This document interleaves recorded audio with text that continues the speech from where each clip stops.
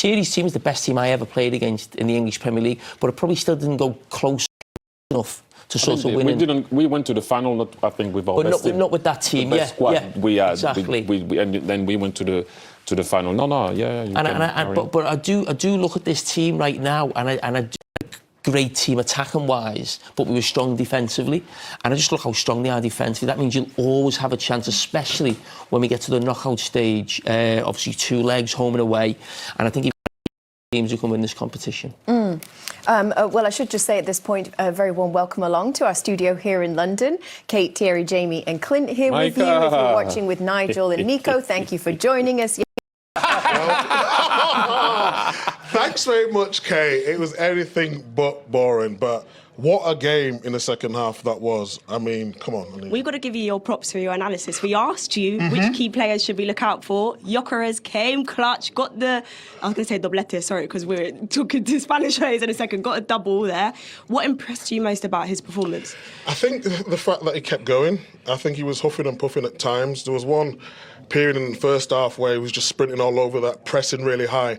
And you know, as a striker, when you need them opportunities just to fault it. I mean, scored in a while, yes. and 7 games for Arsenal. He just needed that little bit of luck tonight, and I thought he got that. I thought he was excellent. Yeah, and I think also having the confidence of Mikel Arteta in him, we've got to give a shout out to Miles Lewis-Skelly, who came into the side of...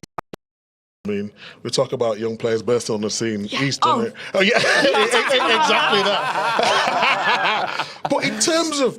So when I'm looking at him and he's playing fullback and he's for the assist, that's just incredible. To have that at 19 years of age is just remarkable. Yeah, it is remarkable. Atletico Madrid spoke heavily about the dangers that Arsenal possess when it comes to dead ball situations, or set pieces rather. They just couldn't do anything tonight, could they? You know what? Gabriel on set pieces, not only on set pieces, I think he's performing like the best centre-back in world football right now. Organisation and his set pieces are just brilliant. Yeah, well, there you have it. Hopefully we're going to bring you some players. Micah's here. You got the poll, haven't you? I've got the poll, yeah. Tell me who you want. Tell me who you want. Eze, Declan Rice. Eze. Let's get Eze. We've had Declan before. What about Gyoekeres? You want the goal scorer now? Get him in. Get him in. He's your man. I'll get you Gyoekeres, don't you worry. Go on.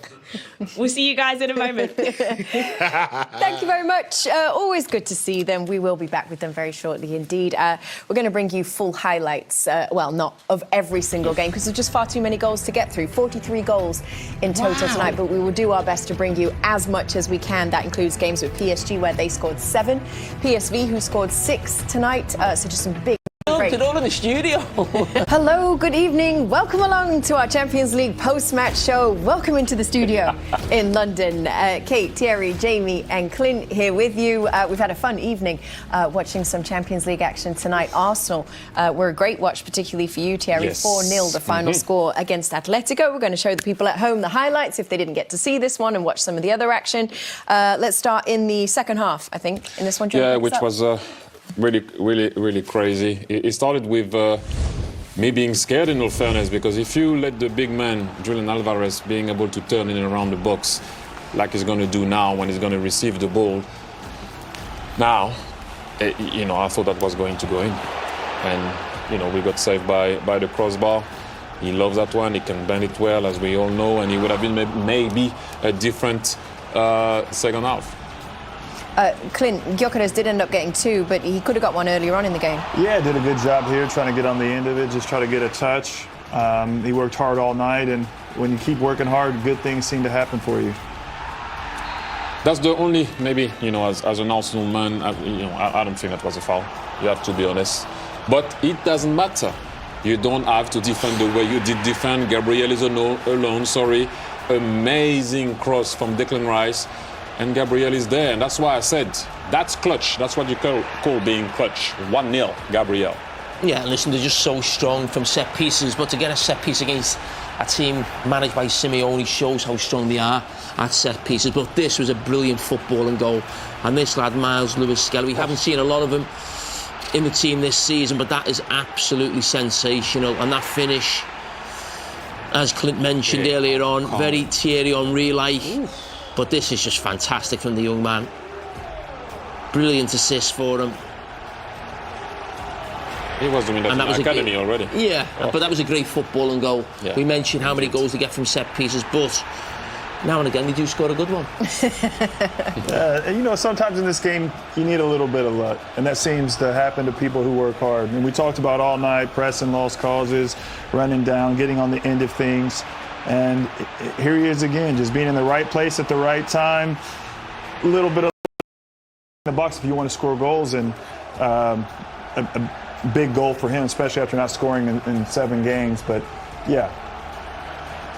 And it's funny how it works, Clint. Like, it takes you time to score one, and then suddenly Floodgates.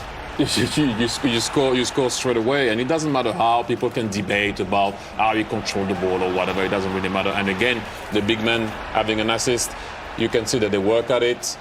Second post open for Gabriel. How many times we've seen that one? We saw it at the weekend, him flicking the ball for Trossard, and now it's for Gyoekeres. And you have to be happy for him. Hopefully, you know, as an Arsenal man, you think that that's going to open, you know, the door for him to score way more goals. Okay, very good. So. Hearing voices. League table, if we could take a look at the top 8 now. Obviously, we've still got another half of this match day 3 still to be played tomorrow, but this is a nice position for Arsenal there, Thierry. 3rd spot behind PSG and Inter. Yeah, it is. I mean, as we said, like the table looked a bit different last year with different teams, but this year, make no mistakes, like you maybe Real Madrid is going to be higher after tomorrow or whatnot, but like, you're not really surprised with what you see now. Yes, and Micah has promised big that we're going to speak to Victor Gyoekeres. We're going to try and bring you that after the... Yeah, they started well, more possession, the Arsenal half the pitch, and then there was this moment of magic from Alvarez, just finds a little pocket of space, shifts it. That's exactly what he wants to do. That's absolutely brilliant technique, almost nestles into the top far corner, and Arsenal come down the other end of the pitch. Got very lucky here. This for me is a free kick for Atletico. He loses control of the ball. Martinelli throws himself into the Llorente. Should be a free kick up the pitch. They got lucky there, but there's no luck attached to this in terms of the quality of the ball from Declan Rice.